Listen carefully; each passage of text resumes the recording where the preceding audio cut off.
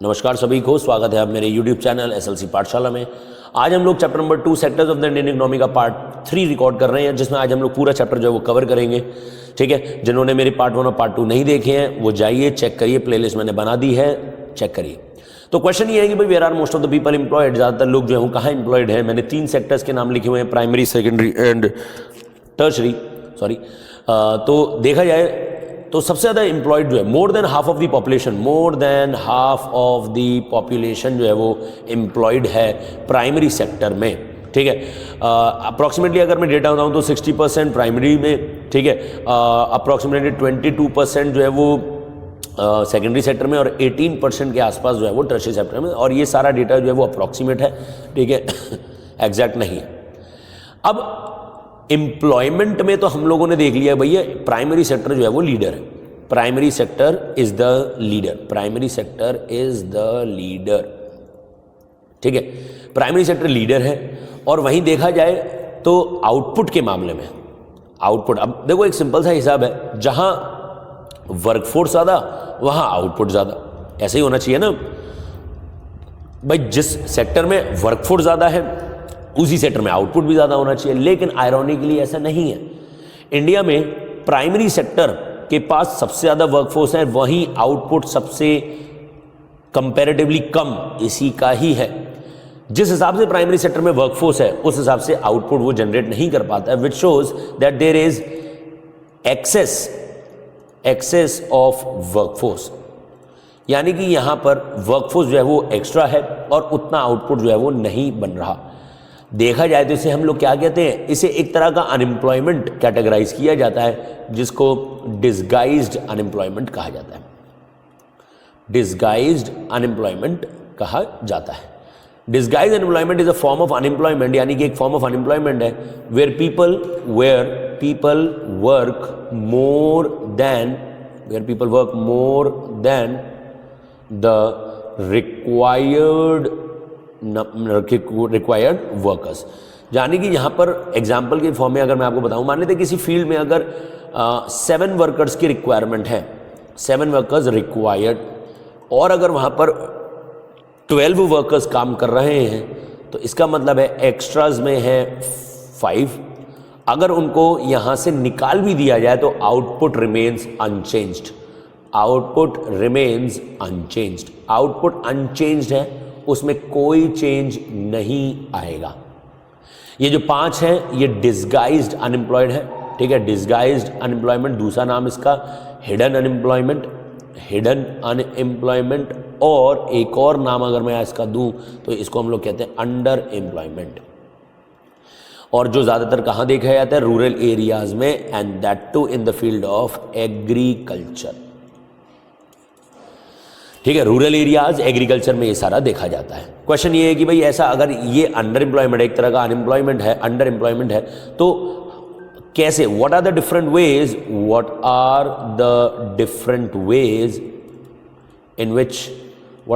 Veg in which jobs can be created. Jobs can be created, क्या तरीके हैं जिससे कि हम लोग जॉब्स बना सकते हैं। जॉब्स बनाने के देखो कई सारे तरीके हैं, जैसे सिंपल है, वैसे तो जॉब्स बनाने का जो जॉब्स देने का जो जिम्मेदारी है वो गवर्नमेंट की रहती है। तो government can do it by developing infrastructure develop करें, सच एज रोड्स, डैम्स। ठीक है, रोड्स हैं, डैम्स हैं, इन सबको बिल्ड करके जॉब्स बनाई जा सकती हैं। By developing the education sector, अब एजुकेशन सेक्टर से आप कहेंगे सर कैसे आएगा, बिल्कुल, बनाने के लिए लेबर चाहिए, ठीक है, उसमें काम करने के लिए टीचर्स चाहिए, ठीक है। फिर same the health sector, same goes with the health sector also. Health sector में भी बनाने के लिए लेबर चाहिए और उसको चलाने के लिए डॉक्टर्स चाहिए, ठीक है। इसके अलावा और क्या किया जा सकता है, बाय एस्टैब्लिशिंग, यानी कि हम लोग और क्या कर सकते हैं, बाय एस्टैब्लिशिंग गवर्नमेंट स्कीम्स की हम लोग शुरुआत कर सकते हैं। जैसे कि आप लोगों ने क्लास 9th के एक चैप्टर में पढ़ा था पॉवर्टी में, जैसे गवर्नमेंट की कई सारी स्कीम्स होती हैं, PMRY है, ठीक है, मगनरेगा है, उसके अलावा SGSY, उसके अलावा REGP, ऐसी गवर्नमेंट्स की स्कीम्स जो डायरेक्टली एम्प्लॉयमेंट को प्रमोट करती हैं। ठीक है, मनरेगा की अगर अब स्पेसिफिकली हम लोग मनरेगा की अगर बात करें तो ये हमारी कंट्री के सिटीजन्स को देता है right to work. Right to work means MNREGA वो started in the year 2005 and it guarantees 100 days of work, guarantees 100 days of work, 100 दिनों का गारंटीड वर्क है। ठीक है, जिसके हिसाब से इनको डेली वेजेस मिलती हैं। अलग अलग स्टेट गवर्नमेंट्स में इनको अलग अलग काम दिया जाता है।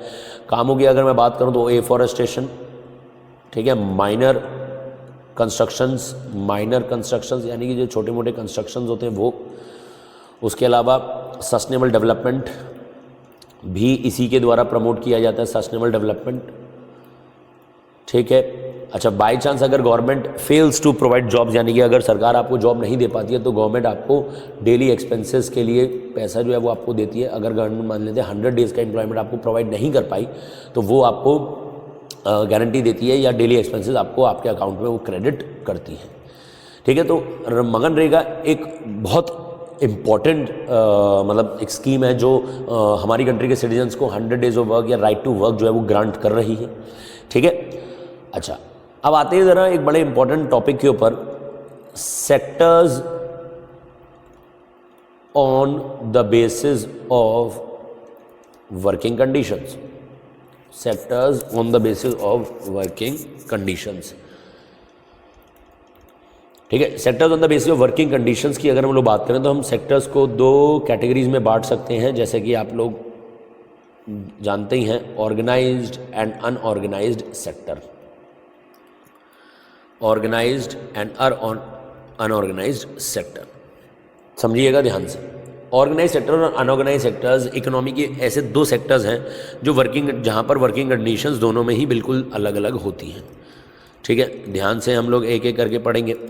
ऑर्गेनाइज सेक्टर्स बेसिकली वो सेक्टर्स होते हैं जहाँ पर एम्प्लॉयज़ के लिए वर्किंग कंडीशंस कैसी होती हैं, फेवरेबल वर्किंग कंडीशंस। ठीक है, ऑब्वियस बात है यहाँ पर किस तरह की रहेंगी, अनफेवरेबल वर्किंग कंडीशंस रहती हैं, अनफेवरेबल वर्किंग कंडीशंस। ठीक है, अच्छा, सेकंड, यहाँ पर ऑर्गेनाइज सेक्टर वो है जहाँ पर फिक्स्ड वेजेस, ठीक है, यहाँ पर कोई फिक्स वेजेस नहीं होती हैं, workers do not have fixed wages, कोई फिक्स वेजेस जो है वो यहाँ नहीं होती। ठीक है, थर्ड अगर मैं बात करूँ यहाँ पर तो फिक्स्ड वर्किंग आवर्स होते हैं, यानी कि इतने से इतने बजे आपको काम करना ही होगा, करना है, फिक्स्ड वर्किंग आवर्स, कोई फिक्स वर्किंग आवर्स यहाँ पर नहीं होते एज सच। उसके बाद अगर मैं यहाँ पर कहूँ तो मेडिकल बेनिफिट्स जो हैं वो यहाँ पर मिलते हैं आपको। For example, if you get injured while working in an organisation, यानी कि अगर आप किसी ऑर्गेनाइजेशन में काम करते समय एक्सीडेंट हो जाता है तो कंपनी पूरी तरीके से वो बियर करती है, यहाँ पर एज सच कोई बेनिफिट आपको नहीं मिलता। रिटायरमेंट बेनिफिट्स, ठीक है, आप जब यहाँ से रिटायर करेंगे तो आपको बेनिफिट्स मिल सकते हैं सच एज पेंशन या such as EPF, employment provident fund. यहाँ पर ऐसा आपका कोई रिटायरमेंट बेनिफिट जो है वो नहीं मिल रहा है। पेड हॉलीडेज़, ठीक है, यहाँ पर आपको पेड हॉलीडेज़ मिलती हैं। कंपनीज कहती हैं कि अगर आप महीने में 2 छुट्टी लेती हैं तो हम आपका उसका पैसा नहीं काटेंगे, this is what is known as paid holiday. यहाँ पर कोई पेड हॉलीडेज़ जो है वो नहीं होती। ठीक है, जॉब एनरिचमेंट, यानी कि यहाँ पर आपको जॉब मतलब अपनी जॉब को कैसे आप मतलब डेवलप कर सकते हैं, प्रमोशंस के अपॉर्चुनिटीज़ यहाँ पर मिलते हैं, यहाँ पर ऐसा कोई अपॉर्चुनिटी आपको नहीं मिलता। एग्जाम्पल्स की अगर मैं बात करूँ तो यहाँ पर basically worker an employee working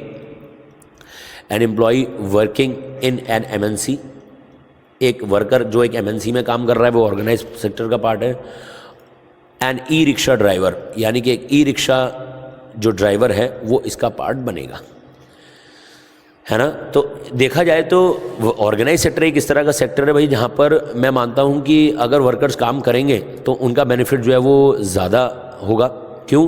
क्योंकि यहाँ पर उनको भाई वर्किंग कंडीशंस फेवरेबल हैं, फिक्स वेजेस हैं, फिक्स वर्किंग आवर्स हैं, मेडिकल बेनिफिट्स मिल रहे हैं, retirement benefit, paid holidays, job enrichment, employee, मतलब एक तरीके से भाई ऑर्गेनाइज सेक्टर में काम करना ज़्यादा बेहतर। अब आयरॉनिकली एक फैक्ट मैं आपके साथ शेयर करूँ, मेजॉरिटी ऑफ द वर्कर्स हमारी कंट्री के जो मेजॉरिटी ऑफ द वर्कर्स हैं वो किस सेक्टर में काम करते हैं? अनऑर्गेनाइज सेक्टर, जो कि एक बड़ा ही नेगेटिव इंडिकेटर है। और देखा जाए कि अनऑर्गेनाइज सेक्टर में काम करने वाले वर्कर्स के साथ तो सिर्फ और सिर्फ एक्सप्लॉयटेशन ही हो रहा है ना, यानी कि ना तो उनको कोई प्रोटेक्शन मिल पा रही है, ना उनके पास इनकम सिक्योरिटी। अच्छा एक चीज़ और मैं भूल गया, यहाँ पर आप एक और चीज़ भी लिख सकते हैं, जॉब सिक्योरिटी। भाई एक ऑर्गेनाइज सेक्टर में काम करने वाला जॉब सिक्योर है, उसे पता है कि भाई मुझे कंपनी इतने समय से पहले नहीं निकाल सकती, जॉब सिक्योर है। वो परमानेंसी यानी कि उसके अंदर एक सिक्योर फीलिंग होगी कि भाई मुझे जॉब से नहीं निकाला जाएगा। वहीं अनऑर्गेनाइज सेक्टर में क्या कोई जॉब सिक्योरिटी है? कोई जॉब सिक्योरिटी नहीं है भाई, है ना। तो अनऑर्गेनाइज सेक्टर वाले के ऊपर पूरा एक्सप्लॉयटेशन है, कोई प्रोटेक्शन जो है वो उसके प्रति नहीं है। क्वेश्चन यहाँ पर निकल के ये आता है, how can the workers of the unorganised sector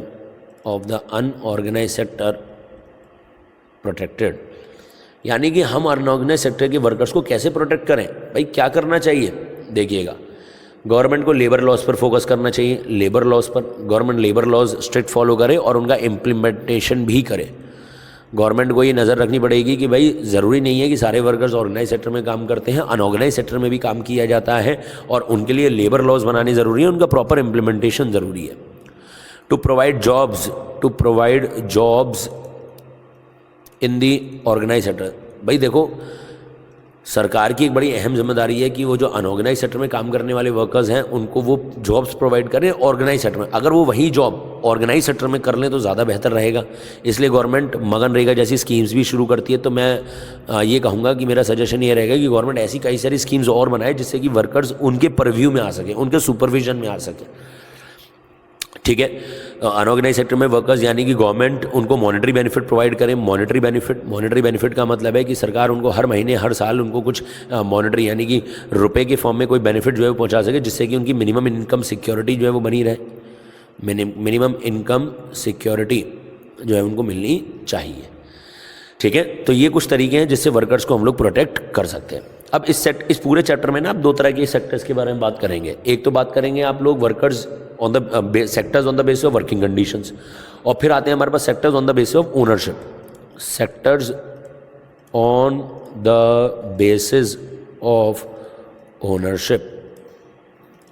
ownership के हिसाब से हमारे पास दो तरह के सेक्टर्स आते हैं, आप लोग जानते ही हैं, private sector and the public sector, ठीक है। प्राइवेट सेक्टर और पब्लिक सेक्टर के बीच में ज़रा डिफरेंशिएट करते हैं, बिल्कुल पेपर में बहुत क्लियरली क्वेश्चन पूछा जाता है, ठीक है। चलो देखते हैं ज़रा जी। प्राइवेट सेक्टर ओनरशिप की बात करें, owned by the private enterprises, private individuals, ठीक है। यहाँ पर owned by the government. Basically यहाँ पर देखो एक चीज़ और मैं आपको बता दूँ, जब भी हम लोग कोई भी डिफरेंस करेंगे तो बेसिस लिखने हमें बहुत ज़रूरी है। तो ना बेसिस मैं यहाँ लिख देता हूँ, ऐसे मेरे पास वहाँ उस साइड जगह नहीं है, तो बेसिस में ओनरशिप में यहाँ लिखूँगा, ठीक है। सेकंड ओनरशिप के साथ साथ मतलब ये मेरा पहला हो गया, ठीक है। देखो वाइट बोर्डिंग मुझे सबसे बेस्ट लगती है क्योंकि यहाँ पर हम लोग बिल्कुल रॉ तरीके से पढ़ते हैं और मुझे प्रेजेंटेशंस बनाने का कोई शौक़ नहीं है। मैं चाहता तो मैं ये कर सकता था कि मैं आपको प्रेजेंटेशंस लाके बना देता, दिखा देता, लेकिन उसका पर्पस नहीं है ना, जब तक आप लोग उसको रॉ तरीके से नहीं पढ़ेंगे तब तक, ठीक है। अच्छा अगर मैं बात करूँ प्राइस लेवल की, तो प्राइवेट गुड्स या प्राइवेट सर्विसेज जो है वो एक्सपेंसिव होती हैं, ठीक है। और ये बेसिकली क्या होती हैं, चीपर इन नेचर होती हैं, बहुत ज़्यादा सस्ती होती हैं। और फिर अगला मैं अगर लिखूँ मोटिव, क्या मोटिव है हमारा इनको प्रोवाइड करने का। प्राइवेट जो है वो क्यों प्रोवाइड करती है, फॉर प्रॉफिट मैक्सिमाइजेशन। भाई इनका तो सीधा सा उद्देश्य रहता है प्रॉफिट मैक्सिमाइज किया जाए, और इनका मोटिव क्या रहता है, सोशल वेलफेयर करा जाए, ठीक है। उसके बाद अगर मैं और क्वालिटी ऑफ गुड्स या क्वालिटी की बात करूँ, तो यहाँ पर जो क्वालिटी ऑफ गुड्स हैं वो सुपीरियर क्वालिटी के होंगे, ठीक है। सुपीरियर क्वालिटी, यहाँ पर मैं एवरेज क्वालिटी लिख सकता हूँ। यहाँ पर आपको ऐसे बहुत ज़्यादा बढ़िया क्वालिटी तो नहीं मिलेगी, लेकिन हाँ इतनी मिल जाएगी कि हाँ आपका काम जो है वो हो जाएगा, ठीक है। अगला अगर मैं उठाऊँ तो nature of goods. Nature of goods यानी किस तरह के गुड्स में यहाँ पर डील किया जाता है। तो भैया देखो यहाँ तो आते हैं लग्जूरियस गुड्स, लग्जूरियस गुड्स, और यहाँ पर किस तरह के आते हैं, यहाँ पर आते हैं basic goods, basic goods and services, है ना। अच्छा, उसके बाद अगर हम लोग एग्जाम्पल उठाएं तो एग्जाम्पल में हमारे पास क्या क्या चीज़ें आ सकती हैं। एग्जाम्पल में आ सकता है a person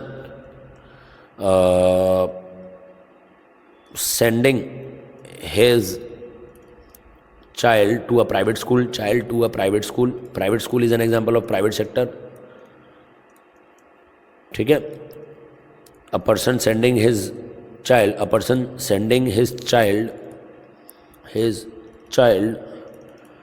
to a government school. ठीक है, चलिए अब एक बहुत इंपॉर्टेंट स्टेटमेंट जरा यहां पर आते हैं। Why should not all the services privatized in an economy? एक इकोनॉमी में हम लोग सारी सर्विस को उसको प्राइवेटाइज क्यों नहीं कर देते? प्राइवेटाइज करने का मतलब है to hand over in the hands of private sector, in the hands of private sector. ऐसा क्यों नहीं है कि हम लोग इनको प्राइवेट सेक्टर के हैंड्स में जो है वो पहुंचा दें? ऐसा क्यों भाई? देखो, एक सिंपल सी बात समझते हैं। अगर कंट्री की सारी सर्विसेज को प्राइवेटाइज कर दिया जाएगा तो इवेंचुअली होगा क्या? उनका प्राइस लेवल जो है वो बढ़ेगा। प्राइस लेवल बढ़ने का रीज़न क्या है भाई? प्राइवेट का मेन पर्पस क्या होता है? Profit maximisation. चेन इफेक्ट के आगे होगा क्या? अफोर्डेबिलिटी कम होगी या बढ़ेगी? अफोर्डेबिलिटी कम हो जाएगी। जब अफोर्डेबिलिटी कम हो जाएगी तो एक व्यक्ति अपनी बेसिक सर्विसेज को अफोर्ड नहीं कर पाएगा। इवेंचुअली कंट्री में पॉवर्टी बढ़ेगी, है ना, और कंट्री जो है वो एक सीरियस इशू में फंस जाएगी। प्राइवेट को थमाते ही प्राइस लेवल बढ़ जाएगा। रीज़न क्या है? Profit maximisation. अफोर्डेबिलिटी कम हो जाएगी, बेसिक सर्विसेज अफोर्ड नहीं हो पाएंगे और पॉवर्टी लेवल बढ़ेगा। अगर हमें इस चीज़ से पीछे हटना है, अगर हम ये चीज़ नहीं चाहते, तो आप इकोनॉमी में कुछ सर्विसेज को प्राइवेटाइज और पब्लिक भी करना ज़रूरी है। जैसे अगर मैं आपको एग्जांपल दूं स्कूल्स, तो हमारी कंट्री में स्कूल्स जो हैं वो प्राइवेट भी हैं और उसके साथ साथ पब्लिक स्कूल्स भी यहाँ पर मौजूद हैं। क्यों? क्योंकि भाई जो लोग प्राइवेट स्कूल्स को अफोर्ड कर सकते हैं वो प्राइवेट स्कूल्स में जाएँ, और जो लोग भैया नहीं अफोर्ड कर पाते हैं वो पब्लिक स्कूल्स में भी जाके अपना पढ़ाई जो है वो ले सकते हैं। ठीक है, तो यहाँ पर ये था हमारा chapter sectors of the Indian economy. बहुत ही इंपॉर्टेंट चैप्टर, और खासकर इसका ऑर्गेनाइज्ड और अनऑर्गेनाइज सेक्टर ज़रा याद रखिएगा। प्राइवेट पब्लिक के बीच में मैंने जो डिफरेंस किया है ये याद रखिएगा। 2026 का पेपर का एक क्वेश्चन तो मैं आपके सामने लीक कर ही सकता हूं, जिसमें ऑर्गेनाइज और अनऑर्गेनाइज का क्वेश्चन ज़रूर आता है। ठीक है, आप लोग इसको अच्छे से प्रिपेयर करें, अच्छे से पढ़ें। कमेंट सेक्शन आपका है। किसी और चीज़ की अगर आपको ज़रूरत है कि सर मुझे नोट्स चाहिए या मुझे इस तरह की कुछ हैंडआउट्स चाहिए, तो आप प्लीज़ मुझे उसको बताइए, मैं ज़रूर आपको अवेलेबल कराऊँगा। ठीक है, that's all for today's video. मिलते हैं नेक्स्ट वीडियो में मनी एंड क्रेडिट के साथ। Thank you so much.